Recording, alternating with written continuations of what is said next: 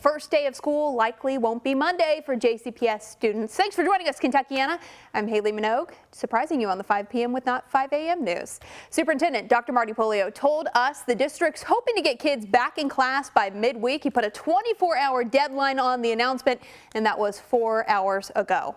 Wednesday morning, school buses were catastrophically delayed. Our crews saw buses pass by groups of students who were waiting at their stops, unsure how they were going to get to school. Students of all ages were late to school. Then in the afternoon, buses were delayed hours. Students were dropped off late. The last student was dropped off at 9:58 p.m. on Wednesday night. That's over an hour after the sun went down. JCPS officials made the decision Thursday morning, early in the morning, to cancel class for the whole rest of the week. They wanted to have some more time to sort through the problems, and now we don't know when they're returning, but we know that Monday is unlikely. Superintendent Dr. Polio did not make himself available to reporters yesterday to answer questions, but today he was asked why. His emotional and heated response caught everyone's attention. We did not schedule a media. So if you are asking me if I was a dad yesterday, yes, I was a dad yesterday. If that's what you are asking me, my family has suffered a great deal from me having this job.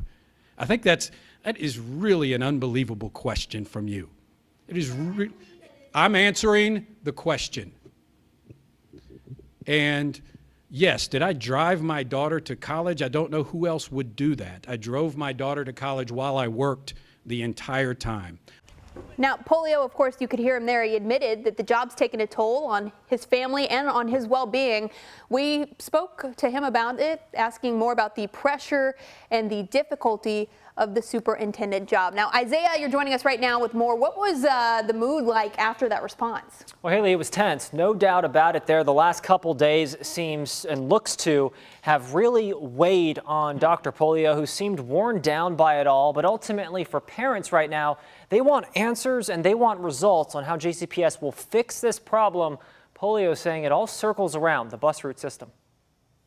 Good afternoon. In his first news conference since the first day of school, MESS, JCPS's superintendent, started with another apology to frustrated students, families, and bus drivers. If I could go back and do some different things about this, I definitely would 2 or 3 weeks ago. Marty Polio revealing the goal is to return to school in the middle of next week. In the meantime, he says his team is working through the weekend to make changes, most notably to reduce the number of bus routes each driver must handle. On Wednesday, some having to go across county in short time periods. Have any bus drivers quit since Wednesday? No. Drivers tell us they warned the school district for months, saying the current system wasn't going to work. One bus driver telling us off camera today he's gone from 3 routes to 8. To the bus drivers who felt they have not been heard through this change, what can you tell them right now to assure them that that won't be the case moving forward? Well, first and foremost, I met with a team of them this morning. I told them that from this point moving forward that I would be having a standing meeting with them once a month. As far as young students being left stranded at stops after school, Polio revealed they'll have other JCPS staffers assist buses in getting students home. They may be personnel without CDLs in a van or a smaller car. Polio also confirmed they've been meeting with UPS, who this week offered to help the school district get back on their feet. That we're collaborating with them on some efficiencies, especially things like the GPS system, things like that, how they have tracking for, the packages and things that they do. Right now, drivers don't have GPS technology. Polio saying some use printed out directions of their routes. With the path forward of this school year uncertain, Polio's demeanor was impossible to ignore as he shed some light on his own future within JCPS. And we'll have his response on just that. The future, again, is what we're talking about right here at 6 o'clock. Quick note here, the school district tells us they're asking the board to approve these missed days as snow days that don't have to be made up later. And again, Polio saying by tomorrow at the latest, JCPS parents should know when their kids will return to school. Haley. Isaiah, thanks so much. JCPS parents are in limbo right now, unsure when the kids are going back, like Isaiah just said. Travis Breeze spoke to one of the many parents who experienced some bus issues on Wednesday, telling us today her bus stop request form had been denied. While JCPS says it is evaluating all routes and stops for efficiency, one mom told me she does not feel that it's really been a good faith effort. She's also considering some new ways to keep track of her 6-year-old son. The bus stops were empty Friday in Jefferson County. Students had the day off to entertain themselves. Mom Brittany Becerra submitted a bus stop request form before the first day of school, asking if her son's stop could be moved 0.2 miles closer to her house to where it was last year. They went to that stop on the first day of school, and he was the only student, and no bus came. Her request for a new stop is on the bus's route, and she's convinced he's the only student who uses it. But still, JCPS said no. I got a call from the principal today who said the board who approves moving the stops declined it. And I explained to her, he's the only kid and they drive right past his old stop. And she said they had declined it, but she would let them know that I disagreed with the decision. They're supposed to be reviewing all stops for efficiency. It doesn't feel like they're doing that to you? No.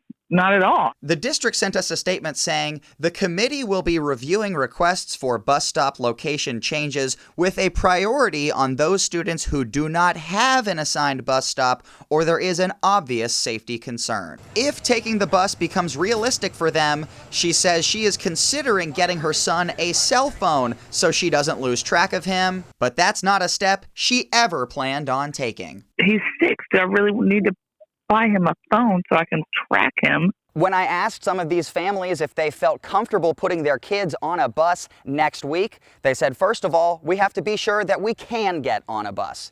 In Louisville, Travis Breeze, WHAS11 on your side. JCPS has increased the number of people at their bus call center. They have 80 people taking calls right now. The number is 502-485-RIDE or 502-485-7433. The hotline is open until 7 p.m. tonight. GOP lawmakers are pushing Governor Andy Beshear to call a special session to deal with these JCPS issues.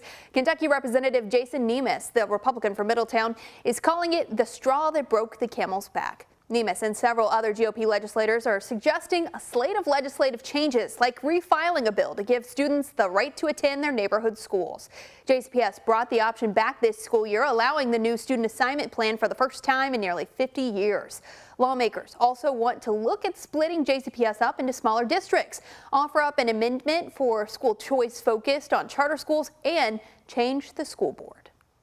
Over a $2 billion operation, and so it's too big. And so even if people were competent, which our board is not competent, but even if they were competent, it's too big to manage.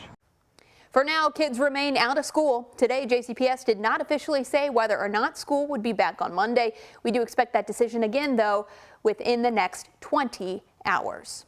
All right, Ben, as we are taking a look outside, what a gorgeous day we have on our hands. I think I most recently saw you with a snake in the yard.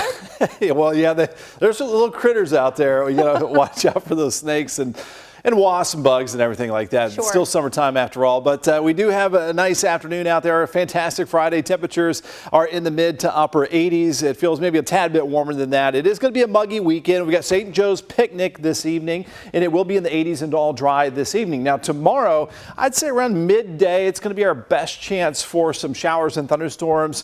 So just kind of a brief interruption to maybe some of your outdoor activities tomorrow around lunchtime, and then 80s and pretty dry for Sunday with mostly sunny conditions. A little helicopter flying by there with our Honest Day roofing cam here, looking over the river with our U of L Health Camera Network. 87 feeling like 89. Our high today was 89 degrees, and there you can see that clear sky overhead over the Ohio Valley and Kentuckiana. So temperatures again 80s this evening. This is through 9 o'clock. After sunset, we'll drop into the 70s, and our temperatures won't drop off much thanks to the humidity. This is at around 1 o'clock tomorrow afternoon. There you can see that round of some showers and thunderstorms. The severe weather risk is very, very low for us for tomorrow. We'll keep an eye on it, though. Mostly clear. Low temperature 75, 85 at lunchtime with a couple storms possible, and then drying out through the rest of the afternoon. And seasonably hot. High temperature 90 could feel, though, like the mid 90s. After this muggy weekend, we'll look at a chance of some stronger storms in just a few days coming up in our complete forecast.